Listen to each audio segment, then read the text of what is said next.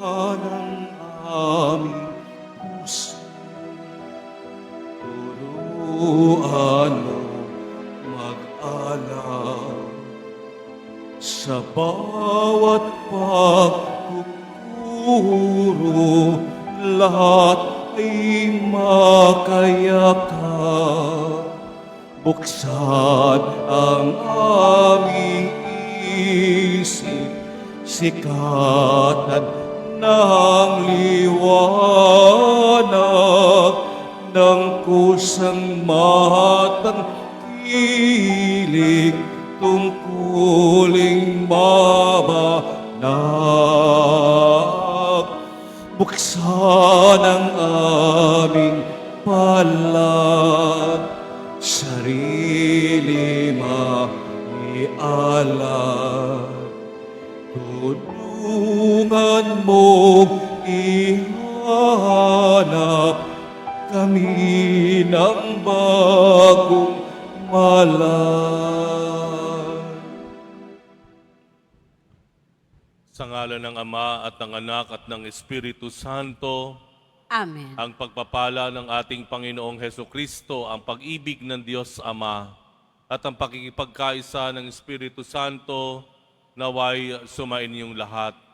At sumaiyo rin. Panginoong Jesus, Ikaw po ang siyang daan. Panginoon, kaawaan mo kami. Panginoon, kaawaan mo kami. Panginoong Jesus, Ikaw po ang katotohanan. Kristo, kaawaan mo kami. Kristo, kaawaan mo kami. Panginoong Jesus, Ikaw po ang aming buhay. Panginoon, kaawaan mo kami. Panginoon, kaawaan mo kami. Kaawaan tayo ng makapangyarihang Diyos. Patawarin tayo sa ating mga kasalanan at patnubayan tayo sa buhay na walang hanggan. Amen. Manalangin tayo.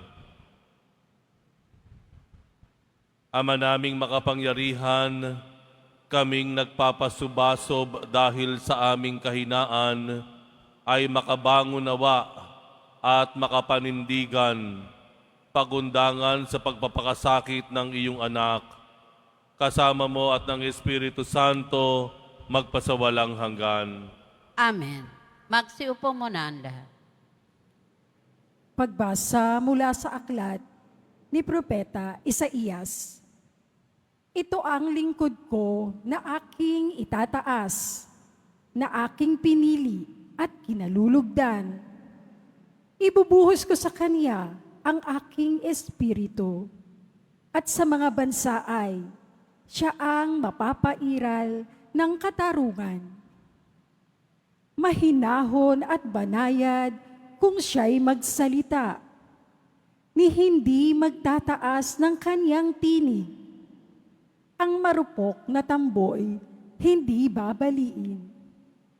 Ilaw na aandap-andap, di niya papatayin. At ang katarungan ang paiiralin.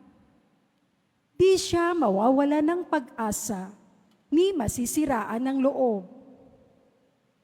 Paghahariin niya ang katarungan sa daigdig. Ang mga bansa sa malayo ay buong pananabik na maghihintay sa kanyang mga tupa.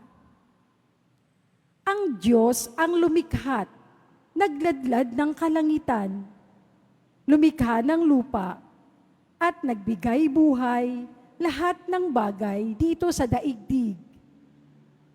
At ngayon ang Panginoong Diyos ay nagsabi sa kanyang lingkod, Akong Panginoon, tumawag sa iyo, binigyan kita ng kapangyarihan upang pairalin ang katarungan sa daigdig. Sa pamamagitan mo ay gagawa ako ng pakikipagtipan sa lahat ng tao at magdadala ng liwanag sa lahat ng bansa. Ikaw ang magpapadilat sa mga bulag at magpapalaya sa mga bilanggo ng kadiliman. Ang salita ng Diyos. Salamat sa Diyos. Panginooy aking tanglaw, siya'y aking kaligtasan. Panginooy aking tanglaw, siya'y aking kaligtasan. Tanglaw ko'y ang poon, aking kaligtasan. Kaya wala akong takot, ako kanino man. Sa mga panganib, kaniyang iingatan. Kaya naman ako'y walang agam-agam. Panginooy aking tanglaw, siya'y aking kaligtasan. Kung ang aking buhay ay pagtatangkaan, niyong masasama, sila'y mabubuwal. Panginooy aking tanglaw, siya'y aking kaligtasan. Kahit sa lakayin, ako ng kaaway, magtitiwala rin ako sa may kapal. Panginooy aking tanglaw, siya'y aking kaligtasan. Ako'y nananalig na bago mamatay, masasaksihan ko ang iyong kabutihan na igagawad mo sa mga hinirang. Sa Panginoong Diyos, tayo'y magtiwala, ating patatagin ang paniniwala. Tayo ay umasa sa Kaniyang kalinga. Panginooy aking tanglaw, siya'y aking kaligtasan. Magsitayo na po ang lahat.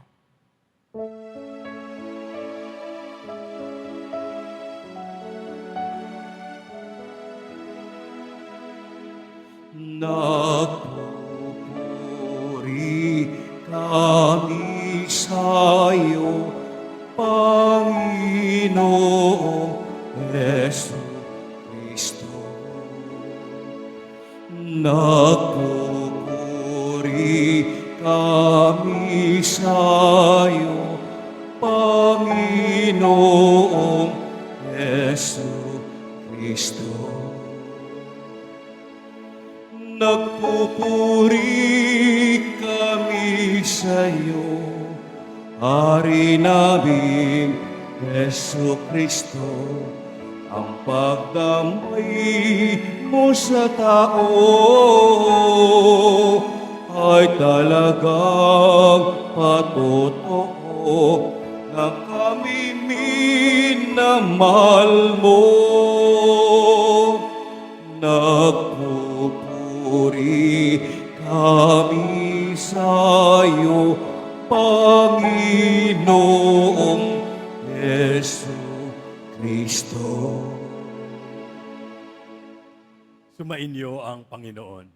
At sumaiyo rin. Ang mabuting balita ng Panginoon ayon kay San Juan. Papuri sa iyo, Panginoon. 6 na araw bago magpaskwa, si Jesus ay dumating sa Betania, sa bayan ni Lazaro na kanyang muling binuhay. Ipinaghandaan siya roon ng hapunan. Naglingkod si Marta at si Lazaro'y isa sa mga kasalo ni Jesus. Kumuha si Maria ng mamahaling pabango, isang libra ng dalisay na nardo at ibinuhos sa mga paa ni Jesus. Pagkatapos, pinunasan ng kanyang buhok at humalimuyak sa buong bahay ang pabango. Si Judas Iscariote, ang alagad na magkakanulo kay Jesus, ay nagsabi, "Bakit hindi ipinagbili ang pagbango at ibinigay sa mga dukha ang pinagbilhan? Maaring umabot sa 300 denaryo ang halaga niyan." Hindi dahil sa siya'y may malasakit sa mga dukha, kaya niya sinabi yon, kundi dahil siya'y magnanakaw. Siya ang nag-iingat ng kanilang salapi at kinukupit niya ito.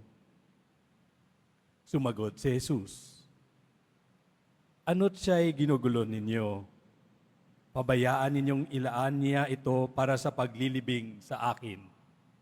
Habang panahoy, kasama ninyo ang mga dukha, ngunit ako'y hindi ninyo kasama sa habang panahon."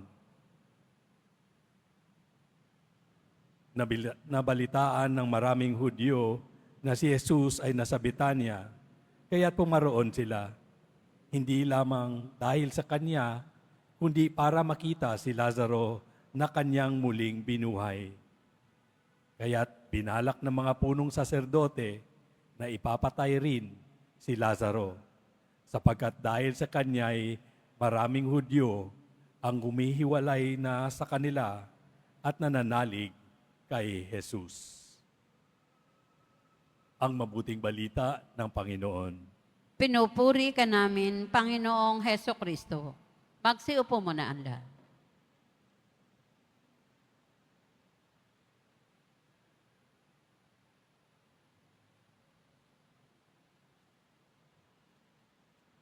Kapag may papanaw na tayong malapit sa atin, alam natin bilang na ang araw o panahon ng isang taong malapit sa atin, ano ang gagawin mo?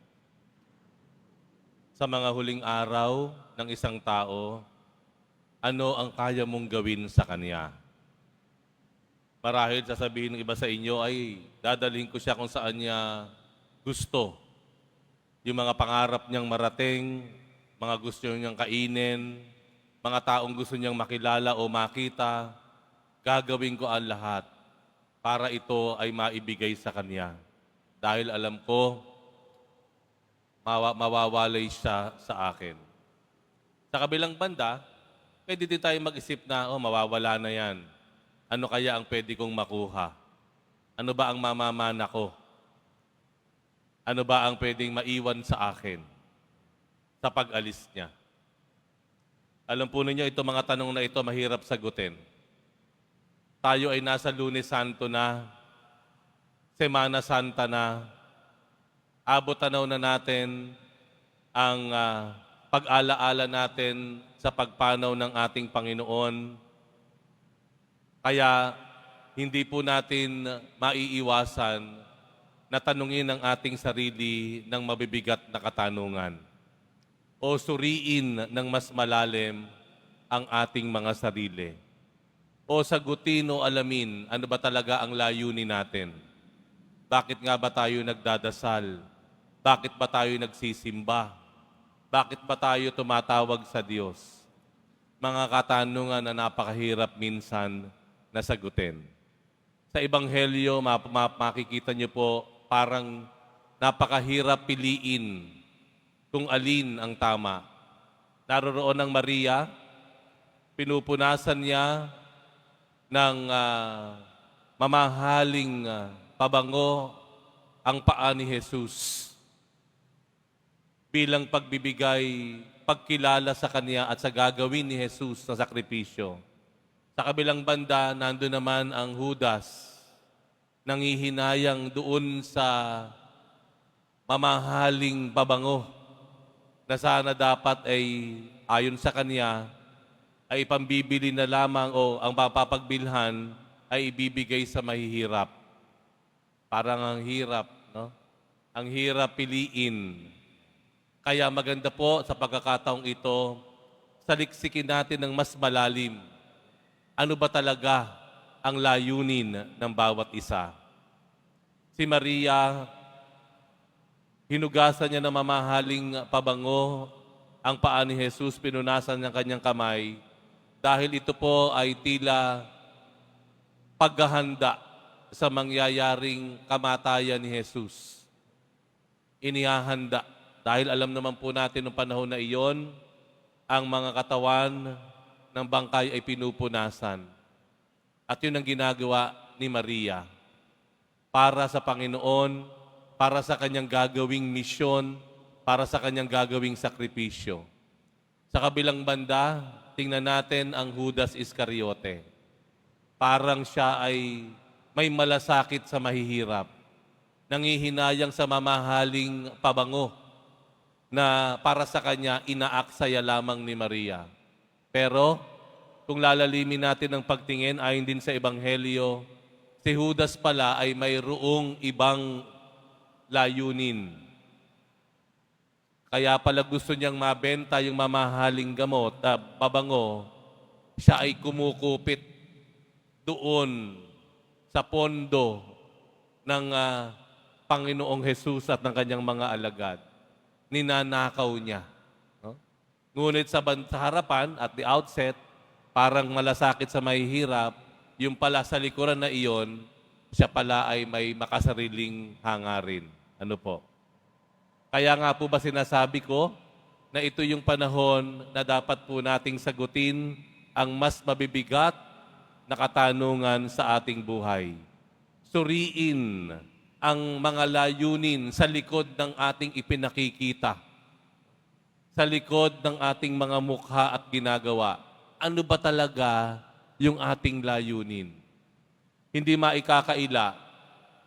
Tayo ay mag-oobserba ng Semana Santa, magsasakripisyo, marahil titiisin ng init sa simbahang punong-puno ng tao, marahil maglalakad tayo para sa mga Stations of the Cross sa kainitan, marahil magpipilgrimage tayo, masikip, mainit, pawis na pawis tayo, magfa-fasting tayo, mag-aayuno, makikipagsiksikan tayo sa mga prosesyon.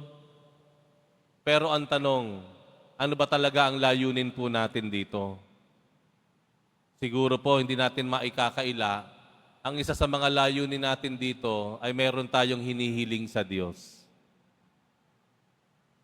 Meron tayong hinihiling sa Diyos. Kaya handa tayong magsakripisyo. Handa na tayong manatiling matagal ng ilang oras sa mga pagdiriwang sa simbahan. Dahil meron tayong inaasahang kapalit mula sa Diyos. Bagamat ito ay normal lamang sa atin, meron tayong kagustuhan, may kailangan tayo, tumatakbo tayo sa Diyos. Wala namang problema doon. Pero palagay ko po, inaanyayahan tayo ng Panginoon na laliman naman po natin ang ating layunin sa lahat ng ating ginagawa sa ating pananampalataya.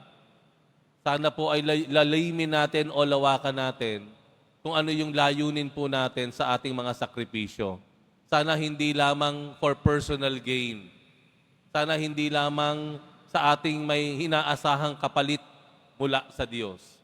Kasi kung titignan po natin ang ginawa ni Maria, ginagawa niya ang sakripisyong iyon dahil tinutulungan niya ang Panginoong Jesus makamtan o maisagawa ang kanyang misyon.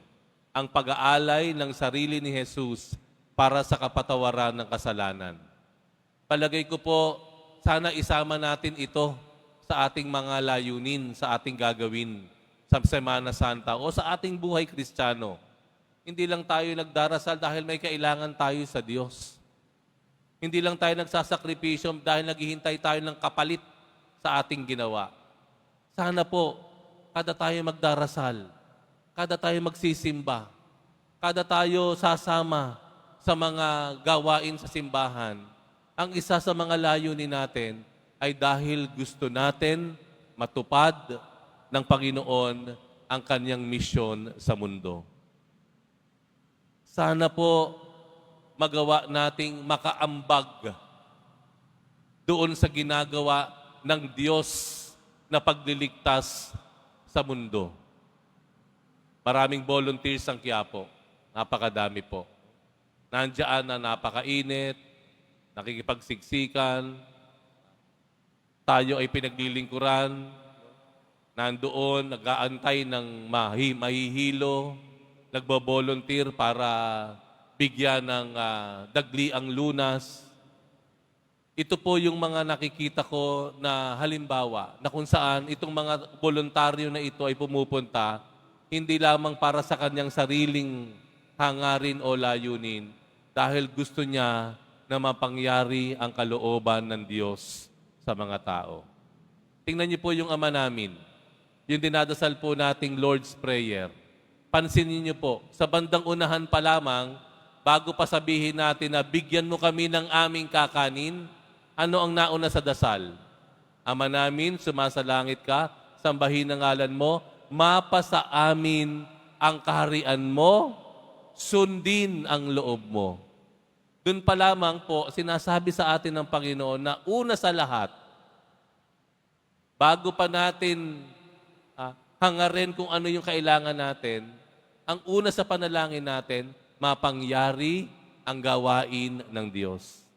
Maghari ang kanyang kabutihan. Siya ay sambahin. Pansinin niyo po iyon. Laging ang agenda ng Panginoon ang una, bago yung agenda natin. Dahil kapag nangyari yung agenda ng Panginoon, hindi maaaring hindi tayo biyayaan ng Diyos. Kung matutupad ang hangarin ng Diyos, siguradong ang unang makikinabang din naman ay tayo. At yun naman talaga ang layunin ng Panginoon.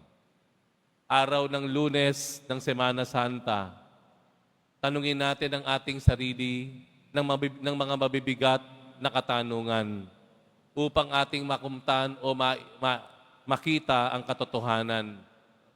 Tanungin natin, ano ba ang layunin ko? Ano ba ang talagang gusto ko sa pagpasok ng Semana Santa? Sa lahat ng aking sakripisyo, ano ba talaga ang hinihintay ko? Para lamang ba sa aking sarili o pangailangan? O ito ay isang uri ng paglilingkod sa Diyos para mangyari ang kanyang kalooban at maghari siya sa kanyang kaharian? Magsitayo na po ang lahat.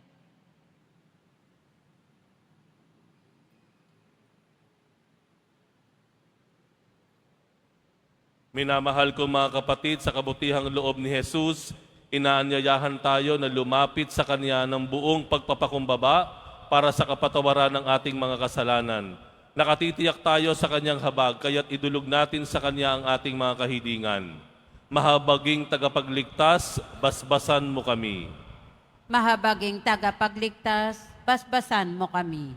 Ang mga nagdurusa at nagdadala ng mabibigat na pasanin sa buhay, naway humarap sa mga pagsubok ng may pagtitiyaga. Manalangin tayo. Mahabaging tagapagligtas, basbasan mo kami.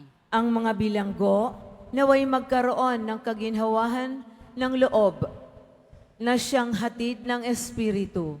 Manalangin tayo. Mahabaging tagapagligtas, basbasan mo kami. Tayo naway magbigay ng tulong sa mga dukha. Manalangin tayo. Mahabaging tagapagligtas, basbasan mo kami. Ang mga may sakit, naway makakuha ng tapang at lakas mula sa krus ni Kristo. Manalangin tayo.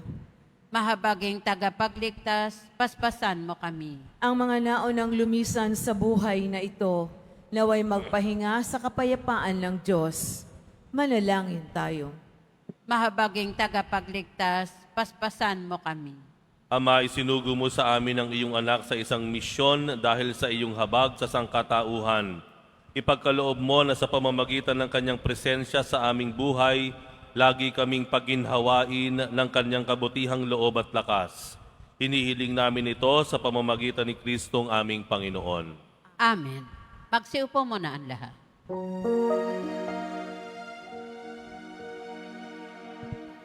Minsan lamang ako daraan sa daigdig na ito. Kaya anuman ang mabuting maaring gawin ko ngayon. O anumang kabutihan ang maaari kong ipadama, itulod ninyong magawa ko ngayon ang mga bagay na to. Naway wag ko itong ipagpaliban o ipagwalang bahala, sapagkat di na ko muling daraan sa ganitong mga landas. Tumayo po ang lahat. Manalangin kayo mga kapatid upang ang paghahain natin ay kalugdan ng Diyos amang makapangyarihan. Tanggapin nawa ng Panginoon itong paghahain sa iyong mga kamay, sa kapurihan niya at karangalan, sa ating kapakinabangan at sa buong sambayanan niyang banal. Ama namin lumikha, tunghayan mo ang ginaganap naming paghahain ng iyong inilalaan upang patawad mo'y maibigay sa amin at pamungahin mo sa amin ang buhay na walang maliw sa pamamagitan ni Hesukristo kasama ng Espiritu Santo magpasawalang hanggan. Amen. Sumainyo ang Panginoon. At sumaiyo Itaas rin. sa Diyos ang inyong puso at diwa. Itinaas na namin sa Panginoon. Pasalamatan natin ang Panginoong ating Diyos. Marapat na siya ay pasalamatan. Ama naming makapangyarihan, tunay ngang marapat na ikaw ay aming pasalamatan sa pamamagitan ni Hesukristo na aming Panginoon. Nababanaagan na namin ang pagdiriwang sa kanyang pagpapakasakit at pagkabuhay. Malulupig na ang dating pagsuway sa pag-ako sa kanyang kusang loob na katapatan at magaganap na ang pag-alaala sa aming pag-anib sa iyong tinubos na angkan. Kaya kaisa ng mga anghel na nagsisiawit ng papuri sa iyo, nang walang humpay sa kalangitan kami nagbubunyi sa iyong kadakilaan. Santo, Santo, Santo, Panginoon Diyos ng mga hukbo, napupuno ang langit at lupa ng kadakilaan mo, o sana sa kaitaasan. Pinagpala ang naparirito sa ngalan ng Panginoon, o sana sa kaitaasan. Pagsiluhod po ang lahat. Ama naming banal, ikaw ang bukal ng tanang kabanalan, kaya't sa pamamagitan ng Espiritu, gawin mong banal ang kaloob na ito upang para sa amin ay maging katawan at dugo ng aming Panginoong Hesukristo. Bago niya pinagtiis ang kusang loob na maging handog, hinawakan niya ang tinapay, pinasalamatan kanya, pinaghati-hati niya yon, iniabot sa kanyang mga alagad at sinabi, "Tanggapin ninyong lahat ito at kanin, ito ang aking katawan na ihahandog para sa inyo."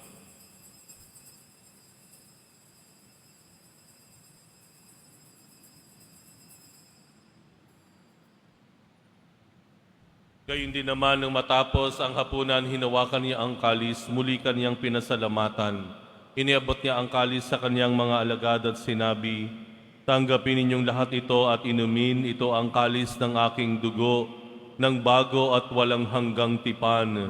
Ang aking dugo na ibubuhos para sa inyo at para sa lahat, sa ikapagpapatawad ng mga kasalanan. Gawin ninyo ito sa pag-alala sa akin."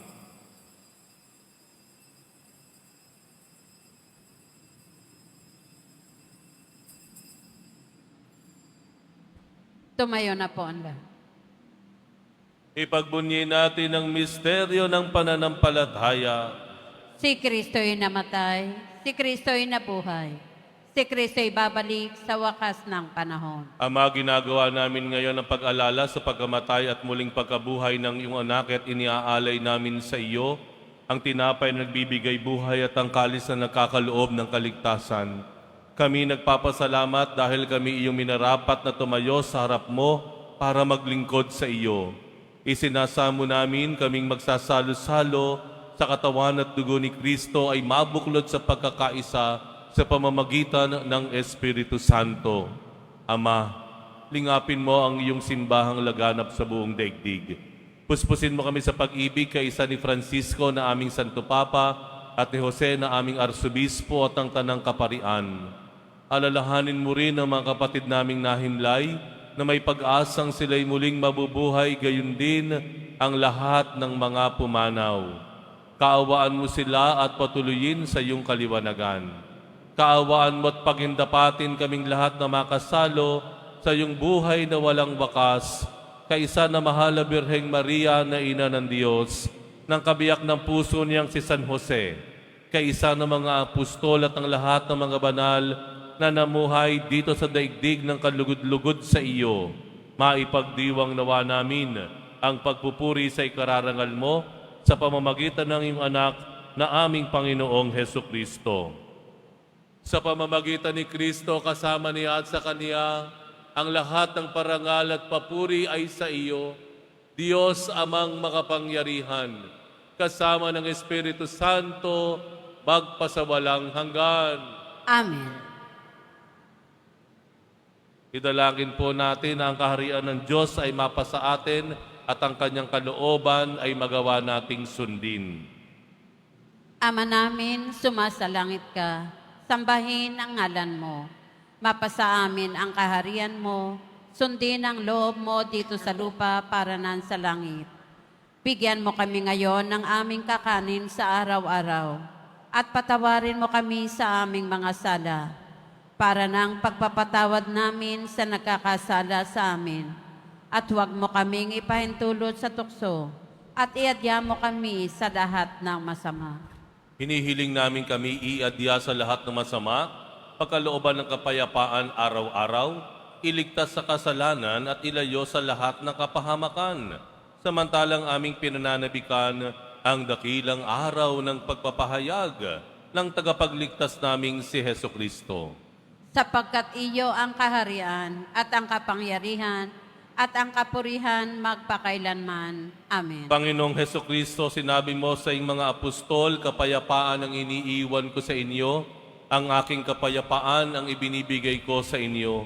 Tunghayan mo ang aming pananampalataya at huwag ang aming pagkakasala. Pagkalooban mo kami ng kapayapaan at pagkakaisa ayon sa iyong kalooban, kasama ng Espiritu Santo magpasawalang hanggan. Amen. Ang kapayapaan ng Panginoon ay laging sumainyo.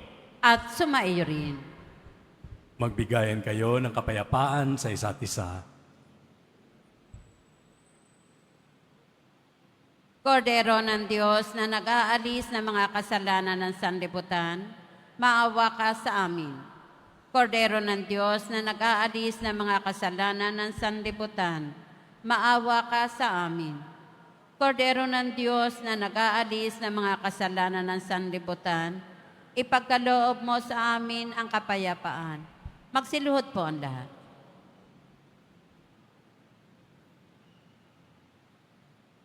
Ito ang kordero ng Diyos, ito ang nag-aalis ng kasalanan ng sanlibutan, mapalad ang mga inaanyayahan sa kanyang piging. Panginoon, hindi ako karapat-dapat na magpatuloy sa iyo, ngunit sa isang salita mo lamang ay gagaling na ako.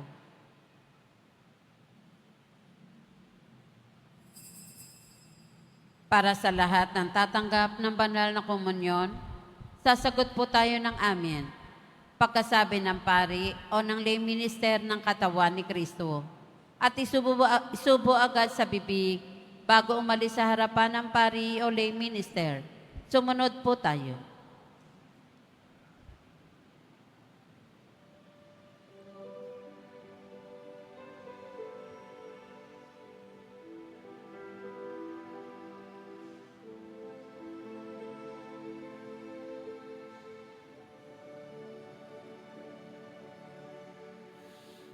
Ikaw ang lagi kong kausap.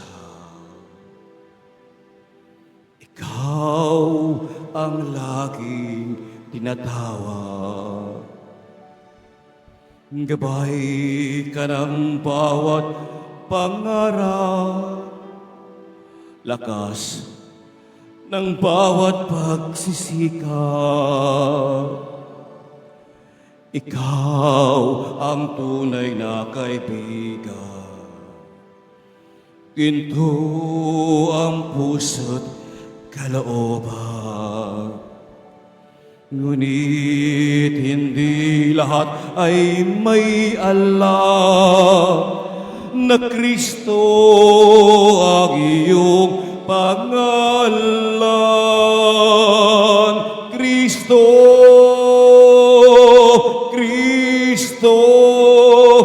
bakit minsan ka lang nakikilala?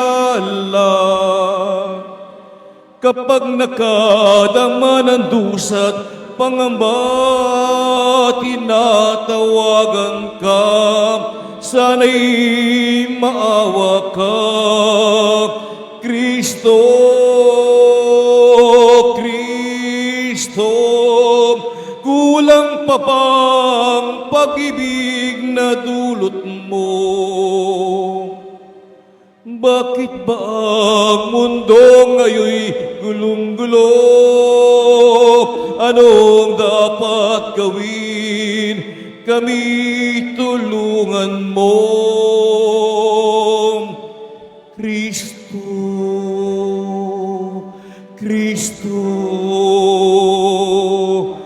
ng buhay ko.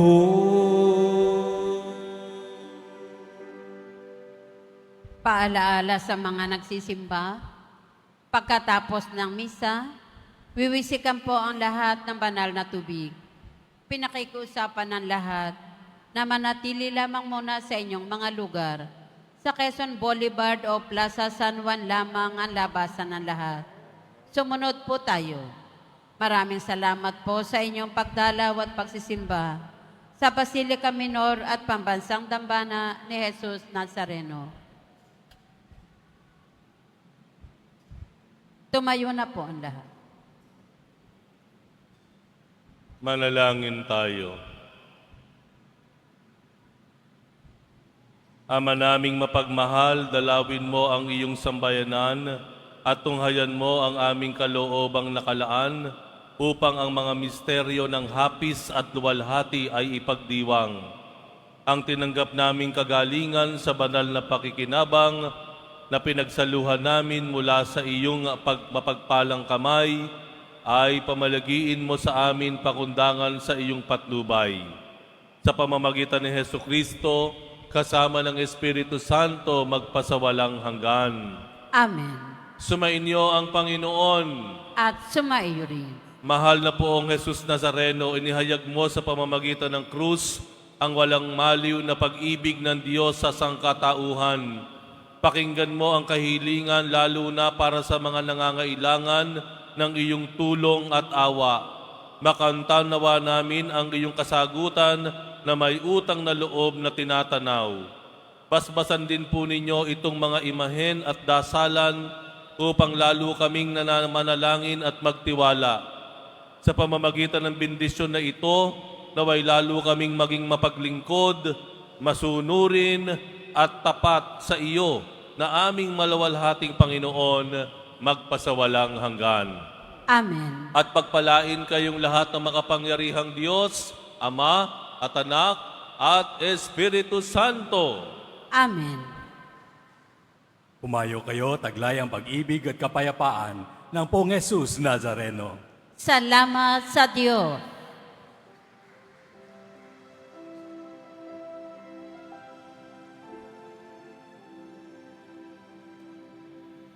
Nuestro Padre Jesus Nazareno, sinasamba ka namin, pinipinto ka namin, aral mo ang aming buhay at kaligtasan. Nuestro Padre Jesus Nazareno, iligtas mo kami sa kasalanan. Ang krus mong kinamatayan ay sagisag ng aming kaligtasan. Nuestro Padre Jesus Nazareno, dinarangal ka namin. Nuestro Padre Jesus Nazareno, dinulwalhati ka namin. Nuestro Padre Jesus Nazareno, dinarangal ka namin. Nuestro Padre Jesus Nazareno, dinulwalhati ka namin.